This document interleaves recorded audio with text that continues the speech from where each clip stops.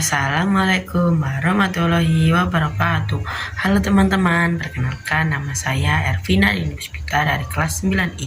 Di sini saya akan mempresentasikan materi agama bab 2, yakni meyakini hari akhir dengan mawas diri. Tahukah kalian apa sih hari akhir itu? Hari akhir adalah hari di mana seluruh alam semesta termasuk dunia dan isinya akan mengalami kehancuran. Oleh karena itu, sebagai orang yang beriman, kita harus meyakini bahwa hari kiamat itu pasti adanya. Sebagaimana dalam firman Allah dalam surat Al-Hajj ayat 7 yang menjelaskan bahwa hari kiamat itu pasti datang dan tidak ada keraguan tentangnya, serta Allah akan membangkitkan semua orang yang telah mati. Dan pasti kalian penasaran kan kapan terjadinya hari kiamat? Menurut Rasulullah SAW sendiri pun tidak tahu kapan akan terjadinya hari kiamat. Akan tetapi, kehancuran matahari dan bumi sebagai pusat tata surya akan terjadi pada 6 miliar tahun lagi. Dan kehancuran alam semesta diperkirakan akan terjadi kisaran 13,8 miliar tahun lagi.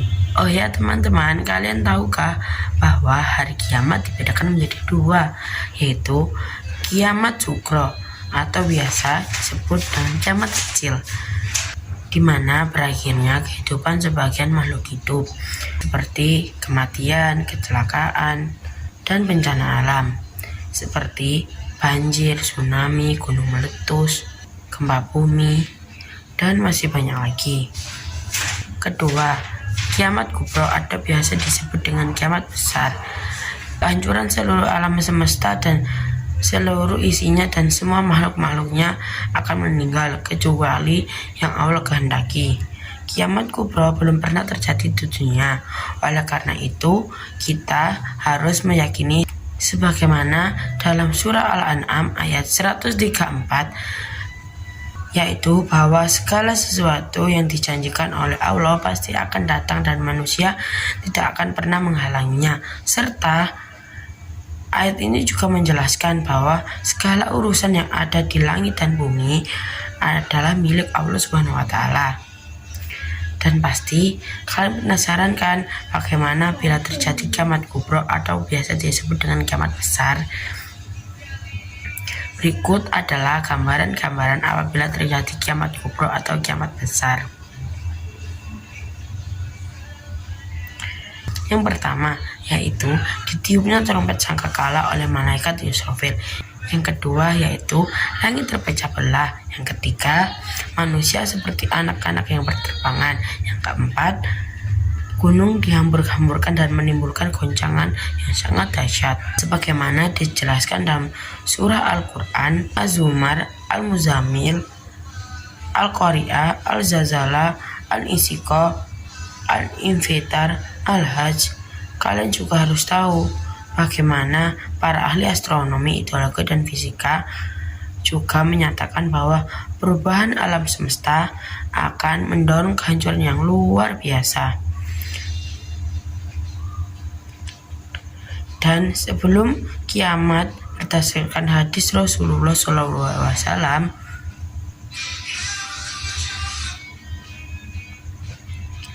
yang pertama yaitu munculnya Dajjal untuk memancing manusia melakukan hal-hal yang sesat. Kedua yaitu munculnya Imam Mahdi yang menegakkan keadilan. Yang ketiga, turunnya Nabi Isa bin Maryam. Yang keempat yaitu munculnya takjub dan makjub.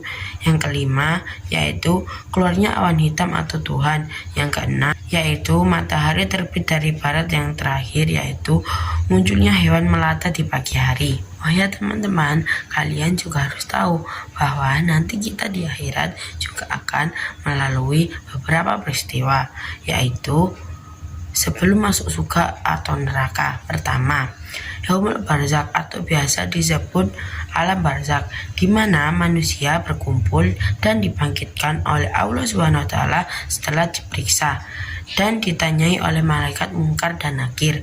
Yang kedua yaitu Yaumul Ba'ats, yakni di mana manusia dibangkitkan oleh Allah Subhanahu wa taala dari alam kubur ke padang mahsyar. Yang ketiga, yaumul mahsyar atau hasyar, yakni hari dikumpulkannya manusia setelah dibangkitkan dari alam kubur. Yang keempat, yaumul hisab, yakni hari diperhitungkannya amal perbuatan manusia setelah menjalani kehidupan di dunia. Yang kelima, yaumul mizan, yakni hari di mana timbangan amal perbuatan manusia baik amalan kecil maupun besar. Yang keenam, yaumul jaza, yakni hari di mana dibalasnya amal perbuatan manusia. Semua perbuatan yang kita lakukan di dunia tidak luput dari pembalasan. Yang ketujuh, surga dan neraka. Akhirnya manusia ditempatkan di surga atau neraka berdasarkan dengan amal dan perbuatan selama menjalani kehidupan di dunia. Berikut gambaran surga atau neraka. Sekarang kalian sudah tahu kan bahwasanya hari kiamat adalah hari yang belum diketahui kapan akan terjadi. Bahwa Rasulullah SAW pun sendiri tidak tahu. Oleh karena itu, kita harus mawas diri sebagai hikmah dari iman kepada hari akhir. 1. Menyadari dunia hanya sementara. 2. Bergaul dan berteman dengan orang yang soleh. 3. Ikhlas beramal soleh. 4. Percaya adanya surga dan neraka. 5. Senantiasa semangat dan disiplin dalam beribadah. 6. Selalu berdoa dan meminta pertolongan Allah Subhanahu wa taala. 7. Mengisi waktu luang dengan hal-hal yang bermanfaat seperti berdoa, bersedekah, berzikir, dan sebagainya. Kesimpulan yang saya dapat pada bab ini adalah iman kepada hari akhir, yakni berarti meyakini bahwa dunia hanya sementara dan akan diakhiri dengan adanya hari kiamat, di mana manusia akan dibangkitkan, dihisab, dan dibalas amal perbuatannya dengan surga atau neraka.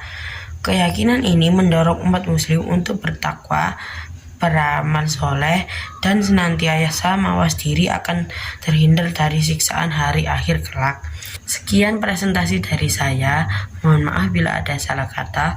Wassalamualaikum warahmatullahi wabarakatuh.